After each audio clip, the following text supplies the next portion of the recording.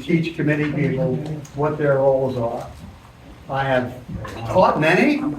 I failed to make most of them do their jobs. But I think it's essential, especially now. I was asked to speak on this program before all this happened.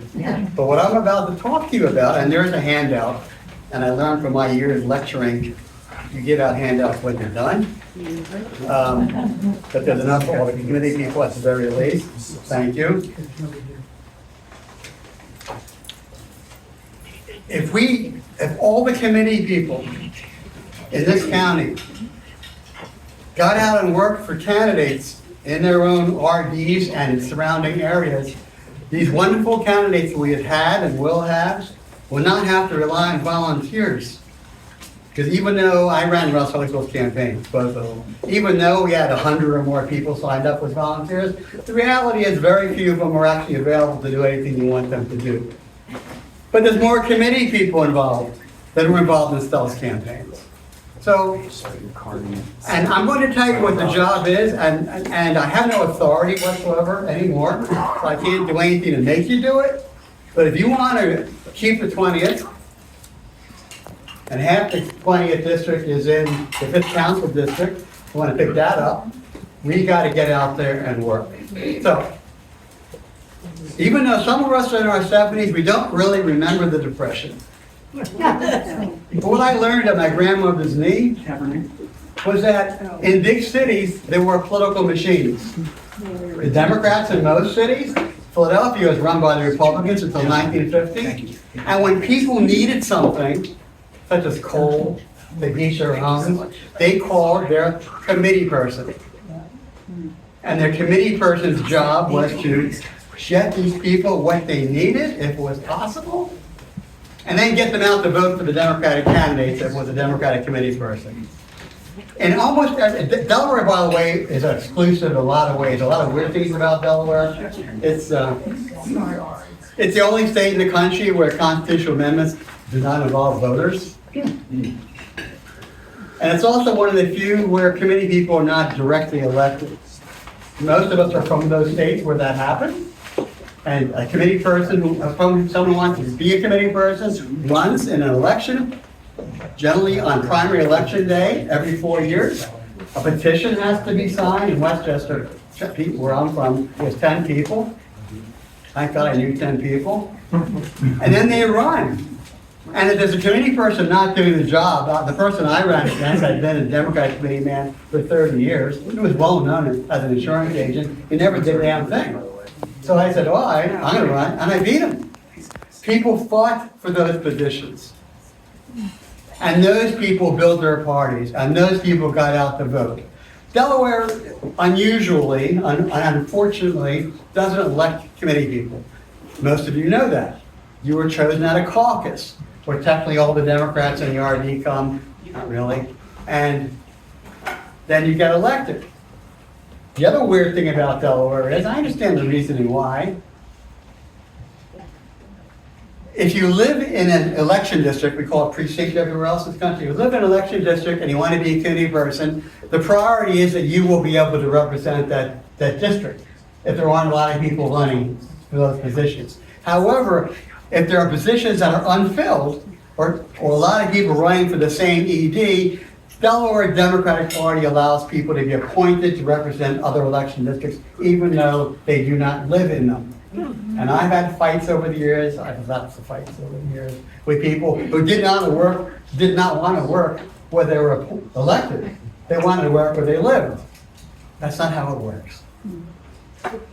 Committee people historically were gender balanced, one man and one woman.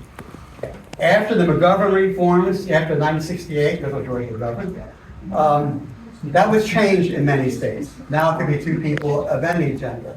Delaware still requires, in the party, one man and one woman. And Sussex, being even more unusual, we have 3 committee people per election district. The reason for that was we wanted one man and one woman and one third person, hopefully a young Democrat. Well, it's been generations since we had any, though we seem to have some more now. So it tends to go to whoever else. And those committee people then elect the officers of their representative district. Those committee people then go to the county convention and elect the county officers.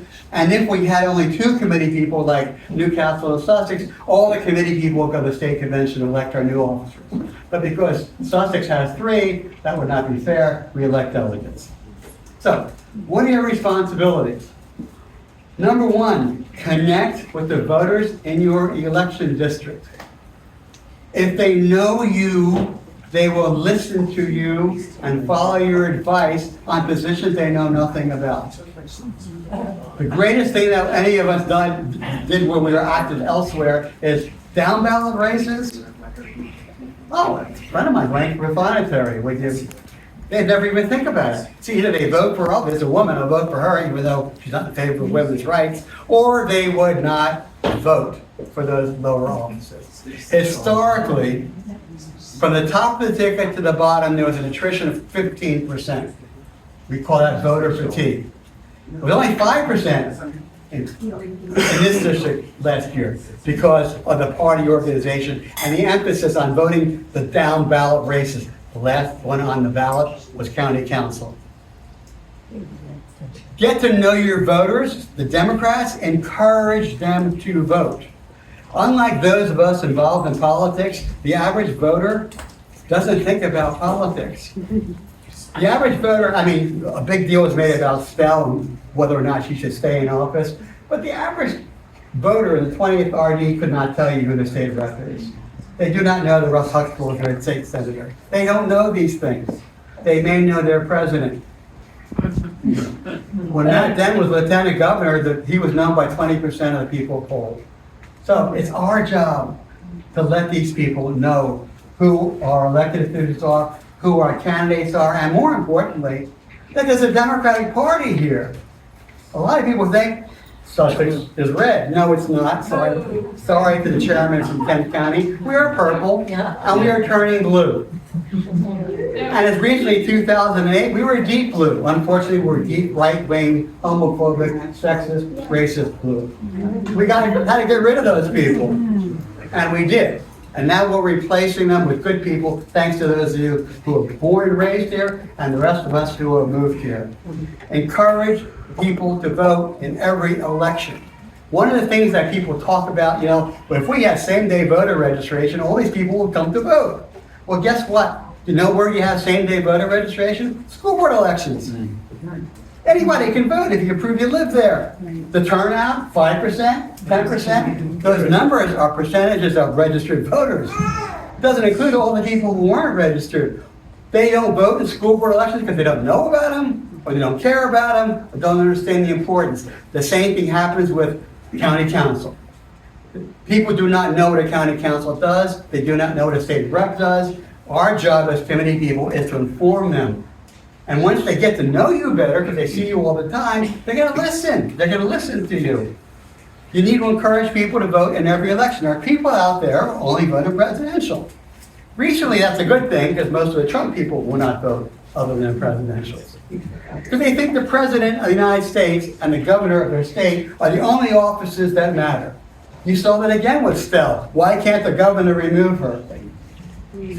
When Kathy McGinnis got in trouble, why can't the governor? Because that isn't how our Constitution works. And people do not understand that, and they don't want to find those things out. Our job is to educate them on the function of every office and the importance of their voting. Our job is to help register new voters. The 20th has a good function, the 14th does too, sending all new voters a letter, a welcome letter, letting them know that we're here. But if you're a good committee person, you should know people moving into your neighborhood, into your election district. The EDs are small. If there's 3 of you per ED, it's not hard to divvy that up. Greet the people. Remember the welcome wagon? Be the welcome wagon. Welcome to our neighborhood. I'm a Democratic committee person for the Sussex County Democratic Party. You can mention the RD, they have no idea what an RD is. Help these people register. Find people who aren't registered, who have been living here. And if they have a philosophy similar to what the Democratic Party has, get them to get involved. There are so many people who say, my vote doesn't matter. My second big election was I ran for the judgeship in Chester County, Pennsylvania. And back in those days, judge candidates could cross file. So I ran the Democratic primary. I got 78% in a three-way race. I ran the Democratic primary. I won by 2 votes. Wow. A vote matters. I ran for insurance commissioner, Democratic endorsed candidate in 2012. I lost to the Democratic incumbent. I lost by 1,100 votes statewide. Boy, have I met over 1,100 people who didn't vote that day. People call me to want to run for something. I pull up the voting database. Didn't even show up to vote. So a vote matters. Every vote matters. My husband, John, back there, was elected to city council in Milford when we lived there, against an incumbent who had been there forever and ran a homophobic campaign. John worked his butt off going door to door, and right before the polls closed, he went to get the fire chief who was sitting having dinner. You haven't voted? Yeah, it doesn't matter. You got him out there, and John won. It does matter. I agree. Be a conduit from your constituents to the RD committee and to the county committee. You should be the eyes and ears. People in my neighborhood are concerned about traffic. People in my neighborhood are concerned about a pothole. Be the person who informs higher ups about these issues. Or people are talking about something you've never even heard about as an issue. We need to be aware of these issues that people are concerned. And we can get a hold of elected Democrats and have them contact these voters who are very impressed when a senator contacts them. If constituents, these are your constituents, have personal needs, like I can't get a pothole filled, pick up the phone and call an elected Democrat, and it will be done. Some of us older people remember J. William Fulbright, U.S. Senator from Arkansas, Fulbright Scholarship, which I never got. He said, people don't care how you vote as long as you fill their potholes. And it's true. It is true. You will remember that these people took care of your issues. Inform party and elected officials of the needs that your constituents are having. Get to know your frequent voters. It's not hard. We have a database called Vote Voter. Many of you have access to it. If your RD chair can give others access to it, you can find out how often everybody votes. Those Democrats who vote in every single election, those Democrats who vote in school board elections, they're going to show up every single time. You need to make sure they understand what's happening. These are our key. We have a special election, you all heard about it. It's not too long ago that there were special elections in Newcastle County, which the Democrats overwhelmingly populate, that we lost special elections for Newcastle County president, the 7th RD, because Democrats didn't vote and Republicans did. So we need to get our people out. We have a special election coming. Not everyone reads the Cape Gazette. Not everyone who reads the Cape Gazette reads all of the Cape Gazettes. Not everyone who reads all of the Cape Gazette remembers what they read. I'm getting to that point. So they need to know we have a special election, and here's why it's important to you. Voters don't care what you think. They want you to know what they think. We will win this special election if the committee people, plus the volunteers and all the elected officials coming down, get out the Democratic vote. We have the basis for it, we have the numbers for it, we have the organization for it, but the committee people are the eyes and ears. So it's not too late between now and, if it's August 5th, or whatever it happens to be, to get to know some of these frequent Democrats in your EDs and tell them what's going on. And you have a candidate chosen in a week, let them know about this candidate. There's no time in a special election for the candidates to go door to door everywhere. It's impossible. So you have to be their eyes and ears. Recruit potential candidates. You know, I was in a fraternity. Many of you probably were in a fraternity or sorority. One of the things you're supposed to do is look in your class at somebody who might be a really good member and invite them to come to a meeting and bring them to the meeting. Find somebody who is intelligent, active, or in some cases, breathing, and try to get them involved. The best thing all of us in elected office could do is to find our replacements. So when the time comes, these people are ready to go. Recruit volunteers from your neighbors to take part in campaign activities, such as door-to-door canvassing, phone banks, and fundraising. The best way to get people out and to vote for your candidates is a person-to-person conversation. And then if you make these people your responsibility and they say they're gonna vote, then your job is to make sure they get out to vote. They have 13 hours that day, plus 10 days of early voting. Get them out to vote. Make sure they understand your vote does matter. Election day activity. We're almost done. She cut my program from 45 minutes to 30 minutes. What's a good move on your part? Stand outside the polling place. Stand outside your polling place. Greet everybody who comes in. If it's a primary election day, say hello to everybody as they leave. Both parties. The people who will vote on a primary day are going to be there on the general if they're still alive. Don't sit. Don't have signs all over the place and just sit. Signs don't vote. One-on-one conversations are what matters. Greet them, be friendly. If you work a polling place, every primary, every general, after a couple of years, there are people who will know you. When they come to vote, will come up to you and say, is there anything I should know? You can show them a ballot, talk about the important races, show them the ones on the bottom that are really, really important. This is your core. And then you expand that core slowly. They need to know that they can contact you when they need something and trust your judgment. I used to tell everybody, I'm a progressive Democrat. And this is my philosophy, and here are the candidates I support and why. And after a while, it worked. I went from a community that I was the first Democrat elected to council who wasn't born in that town, only the third one at the time. Seventh in history. If you go to Westchester now, there isn't a single elected Republican. I left too soon. Give your contact information to these frequent voters. Have something at the polling place. If you have a problem, call me. If you need anything, call me. No matter what the question is, you can get the answer. Don't farm it off. Get the answer for them and get back to them. Recruit those Democrats to volunteer. I said that already once. I'll say it again. The standing outside the polling place is for every single election. Primaries, generals, special elections. You might even want personally to get involved in school board elections. The party can't endorse, but you can. Have a table, have an easel. That's something that people might be attracted to. And finally, and I'll take time for any questions. Yes, we do. I'm cutting it off. Do not engage in arguments or debates with the other party, their candidates, or their workers. It can sometimes be interesting. Joan Deaver was a member of our county council a few years ago, representing the 3rd District. And I was at a polling place one day, and the Republican committee person came over to me and started bitching and complaining about Joan Deaver. All these terrible things. I said, have you ever told Joan Deaver what you think? She said, yes, many times. I said, well, here she is right next to me.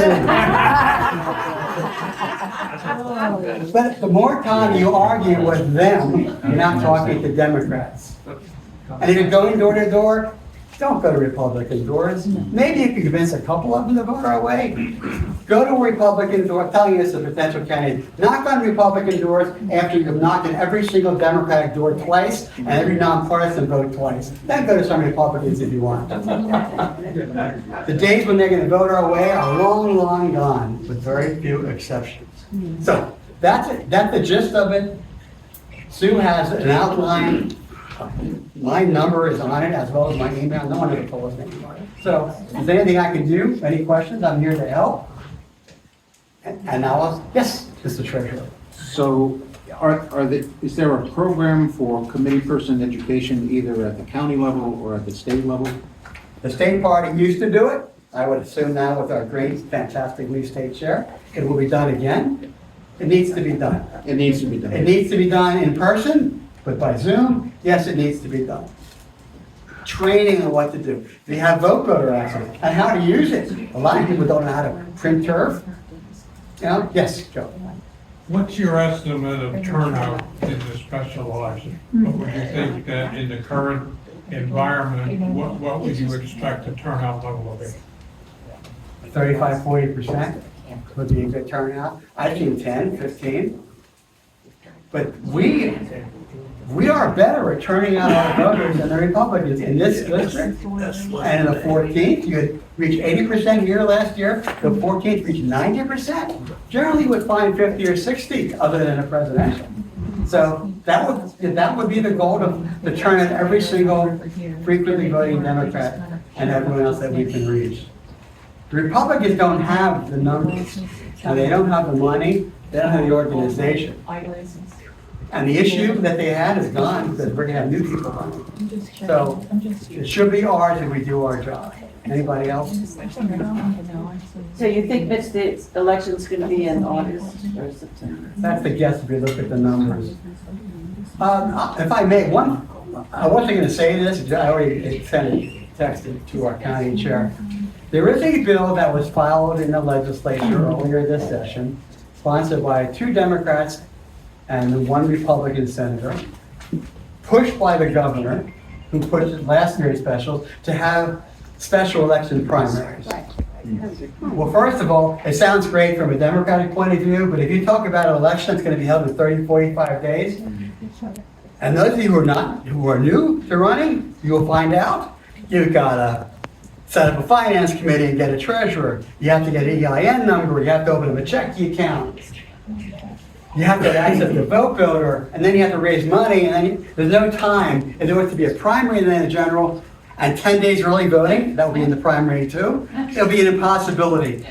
Except for people who already filed and already have a campaign finance committee, like the Republican candidate. She's all ready to go on those things. Yeah. So there was some pressure this week from the governor on the House and the Senate leadership to get that bill in. Never came out of committee. But I was reassured a half an hour ago or so by Russ Huxtable, who I dumped on this morning first thing. The Senate Democratic Caucus says we're in the middle of a special election. That bill will not see the light of day. So be aware of it. So,